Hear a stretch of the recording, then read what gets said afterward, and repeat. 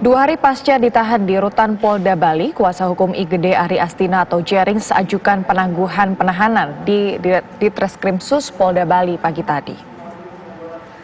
Beberapa orang didatangkan sebagai penjamin Jerings tidak akan mengulangi perbuatannya ataupun lari dari proses hukum.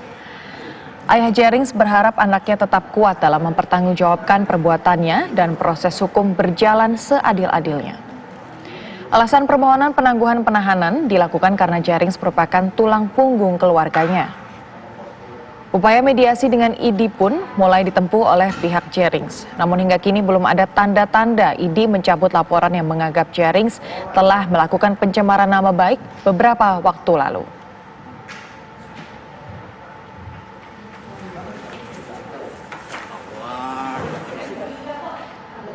Musisi IGD Ari Astina atau dikenal dengan nama panggung Jerings ditetapkan sebagai tersangka dan ditahan selama 20 hari ke depan oleh Kepolisian Daerah Bali.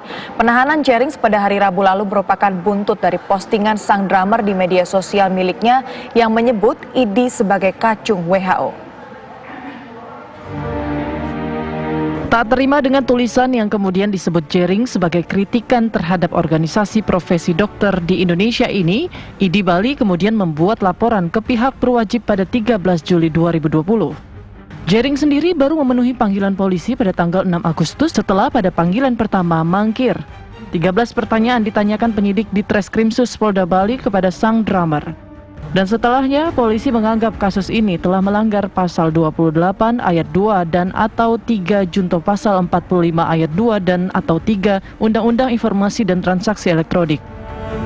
Jerings pun terancam pidana 6 tahun penjara dan denda 1 miliar rupiah. Lalu, sudah tepatkah pasal yang digunakan terhadap Jerings? Apakah Undang-Undang ITE yang kerap disebut dengan pasal karet kembali memakan korban? Di sisi lain, pada tempatnyakah kritikan terhadap ID disampaikan di ruang publik dengan bahasa yang dapat menyinggung? Dapat saya jelaskan, awalnya semuanya kan berasal dari postingan. Ini bukti elektronik sudah kita ambil secara digital forensik yang menyatakan bahwa subjek dan konten atas postingan yang dibuat oleh Jerings mengandung muatan ujaran kebencian. Subjek dalam hal ini adalah lembaga atau organisasi ID yang mewadahi para profesi dokter. Sedangkan konten yang diposting, menurut ahli bahasa mengandung muatan ujaran kebencian dan pencemaran nama baik terhadap profesi dokter yang dinaungi oleh ID. Postingan itu tanggal 13 dan tanggal 15. Jadi kalau ada pendapat yang terkait dengan proses penyidikan, jangan sepotong-potong untuk melihat daripada kontennya. Jangan hanya melihat kacung WHO. Di sini saya sampaikan ada kacung WHO, ada terkait juga mewajibkan semua orang yang akan melahirkan dites COVID-19. Kemudian di sini juga ada disampaikan oleh Jerings, bubarkan ID. Ini tanggal 13 Mbak ya. Saya nggak akan berhenti menyerang kalian Ikatan Dokter Indonesia sampai ada penjelasan perihal ini. Ada ikon babi di situ. Kemudian postingan tanggal 13 ini banyak akhirnya yang bertanggapan negatif. Ada yang kita dipaksa untuk bodoh. Dokter bubar saja, bubarkan, sok malaikat, cuy dan sebagainya. Ini postingan yang terkait tanggal 13. Kemudian postingan yang terkait dengan tanggal 15, di sini disampaikan oleh dari Jerings.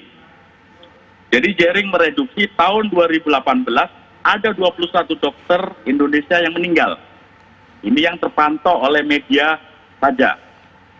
Jadi menyampaikan lagi, sayang ada konspirasi busuk yang mendramatisir situasi seolah dokter meninggal hanya tahun ini, agar masyarakat ketakutan berlebihan terhadap COVID-19.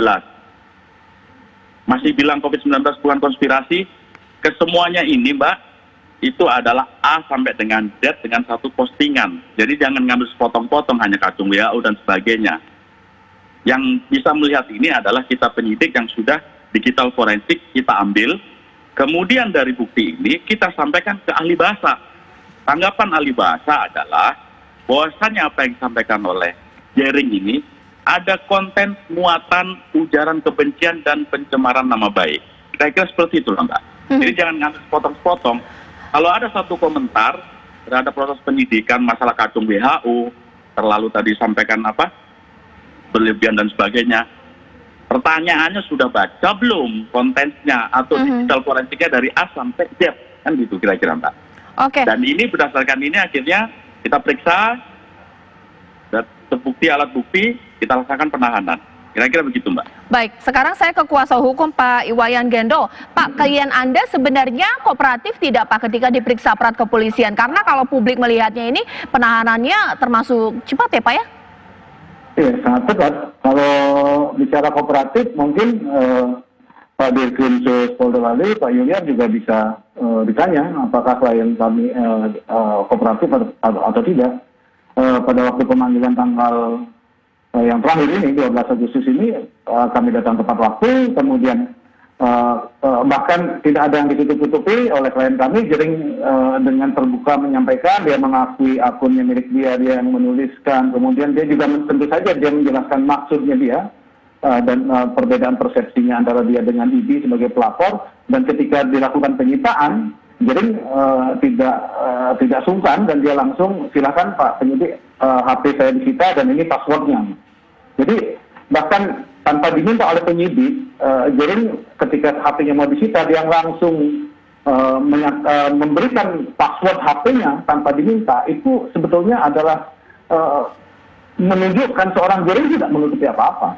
Seorang Jering itu, klien kami kooperatif, kemudian terbuka, dan kalau bilang ada kewajiban melarikan diri, gimana gitu, nggak logis juga. Kalau dibilang menghilangkan barang bukti semua diserahkan. Bahkan kami yang melengkapi apa yang disampaikan oleh Pak Kombes tadi, yang Pak Yuliar, postingan tanggal 15 Juni 2020 itu ya, yang tadi disampaikan kan ada sumber-sumber berita yang dilampirkan di postingan itu. Bahkan kami yang melengkapi, kami yang menyerahkan ini, yang postingan tanggal sekian kami kirimkan, kami serahkan gitu. Jadi kalau syarat penahanannya secara subjektif bahwa dikhawatirkan klien kami akan melarikan diri, itu nggak masuk akal. Kalau dibilang berbelit nggak kooperatif, sangat kooperatif. Kalau menghilangkan barang bukti, justru dia yang memberikan tambahan barang bukti untuk melengkapi barang bukti yang dipakai oleh ID gitu. Jadi sangat-sangat syarat subjektif nggak terpenuhi sebetulnya.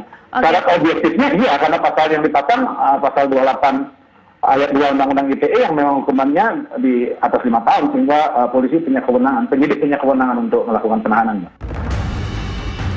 Jering ditetapkan sebagai tersangka oleh Polda Bali dan langsung ditahan pada Selasa 12 Agustus. Musisi asal Bali ini dilaporkan ke polisi oleh Ikatan Dokter Indonesia beberapa waktu lalu atas postingannya di akun Instagramnya yang dianggap mencemarkan nama baik ID. Tim TV One mengabarkan.